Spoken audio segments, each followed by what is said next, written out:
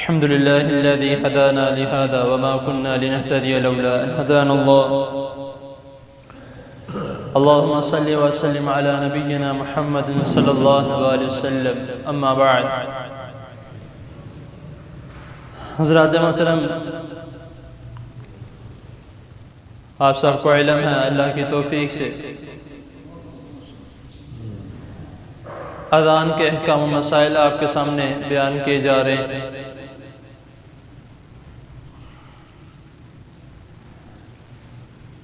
نبی کریم صلی اللہ علیہ وسلم نے کوئی بھی عمل، کوئی بھی کام، کوئی بھی حکم ایسا نہیں چھوڑا جس کے بارے میں آپ نے ہماری ہدایت نہ کی. ہر چیز کے بارے میں، ہر عمل کے بارے میں، ہر کام کے بارے میں رسول اللہ صلی اللہ علیہ وسلم نے ہمیں رہنمائی فرمائی کہ یہ کام کس طرح کرنا ہے، یہ کام کس طرح کرنا ہے. اور بہت سے اعمال ایسے ہیں جس کے بارے میں ہم جاننے کی کوشش نہیں کرتے. ہم وہ عمل کر رہے ہیں، یہ پتہ ہے یہ ہم نے عمل کرنا ہے، وہ ہم عمل کر رہے ہیں، لیکن ہمیں اس کے پتہ نہیں ہے کہ کس طرح یہ کرنا ہے یا کیسے یہ ہم تک پہنچا،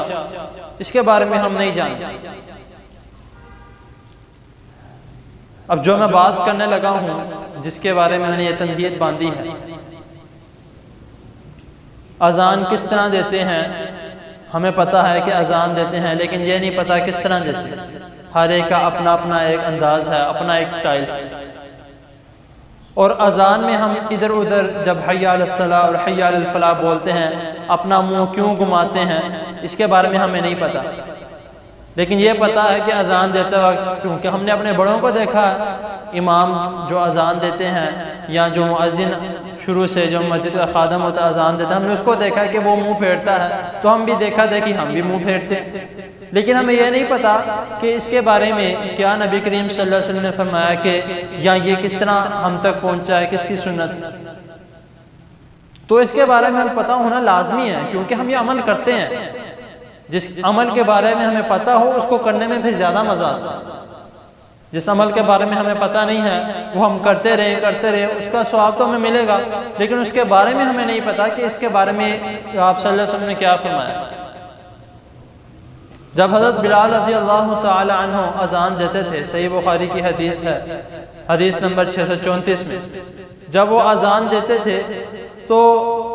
وہ اس طرح اذان دیتے تھے کہ ان کی دونوں انگلیاں، جو دونوں شہادت کی انگلیاں ہیں دائیں اور بائیں ہاتھوں کی، ان کی کان میں ہوتی اور وہ اس طرح کر کے اذان دیتے. بعض حدیث میں یہ لکھا ہے کہ وہ جب اس طرح اذان کیوں دیتے تھے، وہ اس لیے دیتے تھے کہ ایک تو اس طرح اذان دینے کی جو باہر کی آوازیں وہ کان میں نہ آئیں.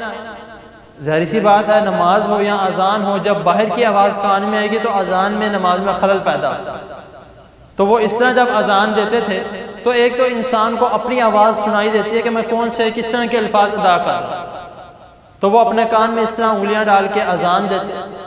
تو اس سے بعض محدثین نے یہ بھی لکھا کہ آواز تیز ہو جاتی ہے، یعنی کہ بلند ہو جاتی ہے، کیونکہ انسان کو جب کسی اور چیز کی آواز نہیں آتی تو پھر اس کی اپنی آواز اپنے آپ کو سنائی دیتی ہے، اور وہ اپنے آپ کو پھر اونچی آواز اپنی اس کی نکلتی ہے، کیونکہ اس کو پتہ ہوتا ہے کہ میں آواز کس طرح کی بول رہا ہوں. یہ اس کا ہمیں اس کے بارے میں نہیں پتا تھا، کیونکہ کسی نے بتایا نہیں. نہ ہم خود جاننے کی کوشش کرتے ہیں، اور نہ ہم ایسی محفلوں میں بیٹھتے ہیں، ایسی جگہوں میں بیٹھتے ہیں جہاں پہ جو دین کی باتیں کی. ہم اس طرح کی محفلوں سے، اس طرح کی چیزوں سے، اس طرح کے جو لوگ آپس میں بیٹھے ہوں، مجلس سجی ہو، ہم اس سے دور جاتے ہیں. تو ہمیں کوشش کرنی چاہیے. تو پھر دوسرا جو میں نے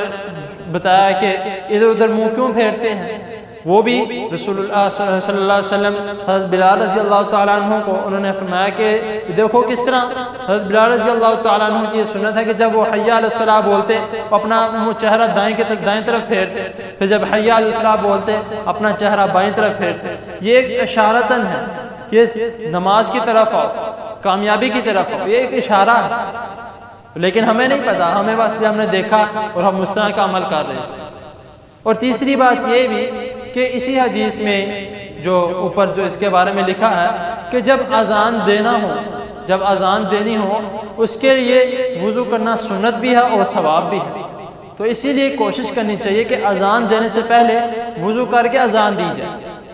کیونکہ ہم نے جس طرح قرآن جیت کے بارے میں ذکر ہے کہ جب قرآن جیت پکڑنا ہو، اس کی تلاوت کرنی ہو تو اس کے لیے وضو کرنا لازمی ہے، تو اسی طرح اذان بھی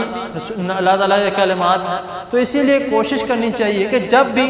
اذان دینے ہوں تھوڑی دیر پہلے آ جائیں اذان دینے کے لیے، تو آ کے وضو کرے، وضو کر کے اذان دے، سنت بھی پوری ہو جائے گی اور ثواب کا ثواب بھی مل جائے گا، پھر وضو کا بھی ثواب ملے گا اور اذان دینے کا بھی ثواب ملے گا۔ تو اسی لیے چھوٹی چھوٹی باتیں جو ہم جاننے کی کوشش نہیں کرتے، تو میں کوشش کرتا ہوں کہ انہی چھوٹی باتوں کو آپ کے سامنے رکھا جائے تاکہ اس کے بارے میں ہمیں علم بھی ہو جائے، اس کے بارے میں ہمیں پتہ بھی ہو کہ ہم یہ عمل کیوں کرتے ہیں۔ تو اللہ تعالیٰ کے حضور دعا ہے اللہ تعالیٰ ہمیں صحیح دین کو سمجھنے کی اور اس پر عمل کرنے کی توفیق عطا فرمائے۔ جزاک الحمد للہ رب العالمین والعاقبۃ للمتقین، اللهم صل على محمد وعلى آل محمد كما صليت على إبراهيم وعلى آل إبراهيم إنك حميد مجيد، اللهم بارك على محمد وعلى آل محمد كما باركت على إبراهيم وعلى آل إبراهيم إنك حميد مجيد، ربنا آتنا في الدنيا حسنة وفي الآخرة حسنة وقنا عذاب النار، ربنا ظلمنا أنفسنا وإن لم تغفر لنا وترحمنا لنكونن من الخاسرين، اللهم اشف مرضنا ومرضى المسلمين، اللهم اشف مرضنا ومرضى المسلمين، اللهم اشف مرضنا ومرضى المسلمين، اذهب البأس رب الناس واشف أنت الشافي، لا شفاء إلا شفاؤك شفاء لا يغادر سقما، يا شافي الأمراض اشف مرضنا ومرضى المسلمين، اللهم أعز الإسلام والمسلمين، اللهم انصر الإسلام والمسلمين، اللهم إنا نعوذ بك من جهد البلاء ودرك الشقاء وسوء القضاء وشماتة الأعداء، اللهم إنا نعوذ بك من زوال نعمتك وتحول عافيتك وفجاءة نقمتك وجميع سخطك، ربنا تقبل منا إنك أنت السميع العليم وتب علينا إنك أنت التواب الرحيم، صلى الله تعالى على خير خلقه محمد وآله وأصحابه أجمعين برحمتك يا أرحم الراحمين۔